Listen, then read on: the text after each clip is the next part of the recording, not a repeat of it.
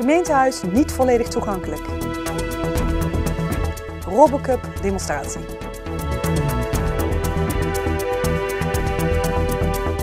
Het is vandaag 2 april.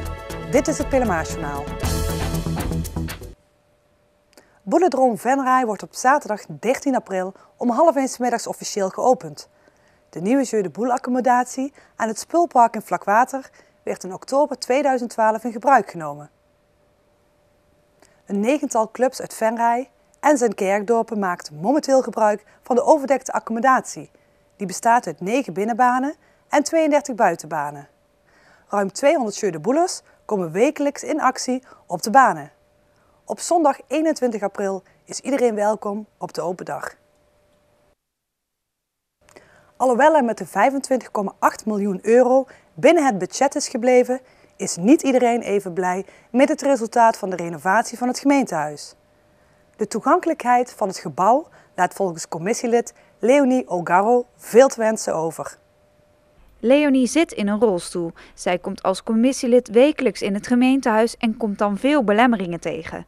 Leonie ergert zich eraan dat ondanks de dure renovatie het gemeentehuis toch niet geheel toegankelijk is voor mensen met een functiebeperking. Wat ik eigenlijk heel storend vind is, voorheen hadden we een oud gemeentehuis, dan accepteer je die dingen. Maar er is voor 26 miljoen verbouwd aan het gemeentehuis. En dan loop je met een functiebeperking eigenlijk nog steeds tegen problemen aan. En dat vind ik heel jammer, want dat had je kunnen voorkomen door van tevoren daar beter over na te denken. Volgens Leonie zijn de publieksruimtes wel goed toegankelijk. Maar het grootste probleem ligt vooral in het feit dat ze in haar functie 's avonds en in het weekend het gemeentehuis in moet kunnen. De raads- en commissieleden hebben hiervoor een eigen ingang aan de zijkant, maar deze kan Leonie niet betreden. De mensen die in de politiek zitten, die hebben een eigen toegangspasje. Waarmee ze als je voor het gemeentehuis staat, de linkervleugel, daar heb je vooraan een trap en een deur. En daar kunnen mensen uit de politiek kunnen daar naar binnen. Hebben ook een code om daar het alarm eraf te zetten. Maar als je in een rolstoel zit, dan heb je al een probleem met de trap. Dus ik moet door de hoofdingang naar binnen. En vandaar dat de bode er dan moet zijn, omdat de beveiliging in het gemeentehuis is opgedeeld in compartimenten. En dan moeten ze het middelste compartiment eigenlijk vrijgeven van beveiliging. En vandaar dat de bode er dan moet zijn. Er is dus altijd een bode 's avonds aanwezig om voor Leonie de deur open te houden. Dit zijn natuurlijk extra kosten. Tijdens de ontwerpfase van de renovatie was het eigenlijk de bedoeling dat iedereen, ook raads- en commissieleden, via de hoofdingang naar binnen zouden gaan. Echter bij de realisatie werd dit veranderd, waardoor de hoofdingang niet meer toegankelijk werd buiten kantooruren. Verantwoordelijk wethouder Aik Busser gaat hier nu wat aan doen om toch ook de hoofdingang te openen in de avonduren. Nou, dat betekent dat hier bij de hoofdingang ook de toegang komt voor raads- en commissieleden buiten de openingstijden van het gemeentehuis. En ja, hoe dat precies gaat, waarschijnlijk gaat dat gewoon zoals het nu is met die badge. Dat dan raads- en commissieleden kunnen binnenkomen. Maar daarvoor moet het systeem aangepast worden, zodat het systeem zelf gaat bijhouden wie er binnen is en wie er als laatste weggaat. Want anders gaat er een alarm op en dan hebben we allerlei beveiligers rondlopen midden in de nacht die voor niks hier naartoe komen. Ja, want nu is er telkens een bode 's avonds. Dat lijkt me een hele dure oplossing. Ja, maar dat is vooralsnog de enige oplossing om tegemoet te komen aan dit soort wensen. Aan dit punt wordt dus gewerkt.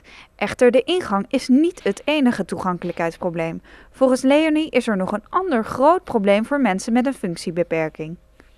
Nou, dat er vrij veel zware deuren in het gemeentehuis zijn die als je in een rolstoel zit, die dus niet automatisch open gaan, die je met een klink open en dicht moet maken. En dat levert gewoon problemen op. Dit probleem is echter volgens wethouder Busser niet zozeer een specifieke toegankelijkheidskwestie.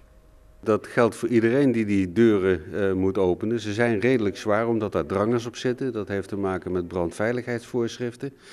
En ja, voor iedereen geldt dat. En als die deur te zwaar is en ik kan hem zelf bijvoorbeeld niet goed openen, ook al ben ik dan niet gehandicapt en zit ik niet in een rolstoel, dan zal ik toch even iemand moeten vragen of die me daarbij helpt. Was het geen mogelijkheid om daar knoppen te doen zodat het automatisch openging? Ja, maar wij hebben ook met de raad afgesproken en de raad heeft zelfs die eis gesteld dat er geen gouden randjes aan het gebouw zouden zitten. Maar oplossingen voor deze problemen ziet Leonie niet als een gouden randje, maar eerder als een kwestie om mee te kunnen doen in de politiek. Zij zou dan ook wel eens willen weten hoe de wethouder zijn werkzaamheden zou ervaren in het gemeentehuis als minder valide. Ik zou tegen de wethouder zeggen, ga eens gewoon een maand in die rolstoel zitten en ga eens kijken hoe toegankelijk dat gemeentehuis is. Probeer het gewoon eens echt uit. De hoofdingang zal binnen enkele weken of maanden ook buiten de openingstijden toegankelijk zijn. Volgende week dinsdag wordt de toegankelijkheid van het gemeentehuis ook nog getoetst door het gehandicaptenplatform. Op donderdag 11 april speelt Venray in de kwartfinale van de districtsbeker thuis tegen 4e klasse Volkel. De aftrap is om 8 uur op Sportpark De Wiehe. Door de 1-6 overwinning op Venlose Boys op 21 februari drong de hoofdklasse door tot de laatste 8. Het is alweer 17 jaar geleden dat Venray voor het laatst de kwartfinale bereikte. De aula van het Raailand College was vandaag omgebouwd tot een voetbalveld. Waarom? Voetbalrobots van de Technische Universiteit Eindhoven gaven aan leerlingen van de middelbare school een demonstratie robotvoetbal.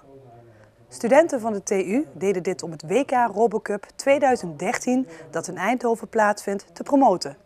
Nou, RoboCup is een toernooi van robots die bijvoorbeeld voetbal spelen. En dan gaat het volledig automatisch. Dus een team van 5 tegen 5 robots kan helemaal automatisch een potje voetbal spelen. En dan gaan we eigenlijk kijken welk team uit welk land ieder jaar het beste is. En hebben jullie al een keer gewonnen in Nederland? Nou, we hebben al best vaak een WK gedaan en we zijn 4 keer op rij in de finale tweede geworden. En afgelopen jaar zijn we daadwerkelijk in Mexico City wereldkampioen geworden. De studenten probeerden met de demonstratie jongeren enthousiast te maken voor technische opleidingen. De leerlingen reageerden positief op de speciale demonstratie. Ja, de meeste leerlingen zijn hartstikke enthousiast. Die verwachten eigenlijk niet dat zo'n robot alles zelfstandig kan. En die vinden het fantastisch om te zien. Ze kunnen zelf ook meedoen? Ja, ze kunnen zelf ook meedoen. We hebben wel eens wedstrijdjes tussen de leerlingen. En dan gaan de leerlingen uit de keeper. En dan gaan we kijken of de robot een penalty kan schieten. En dat lijkt toch nog lastiger dan je denkt. Aan het WK RoboCup doen zo'n 40 landen mee met in totaal 2500 deelnemers. Het WK van dit jaar is van 26 tot en met 30 juni.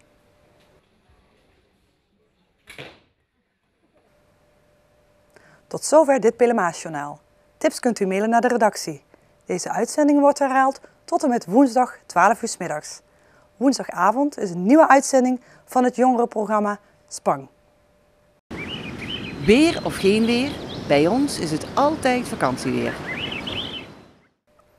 Aankomende nacht is het onbewolkt. Het gaat licht tot matig vriezen. Morgen overdag is het zonnig weer. Er is enkel wat sluierbewolking. 's Middags wordt het zo'n 8 graden. Het voelt wel kouder aan door een stevige, schrale wind. Dankjewel voor het kijken en graag tot morgen.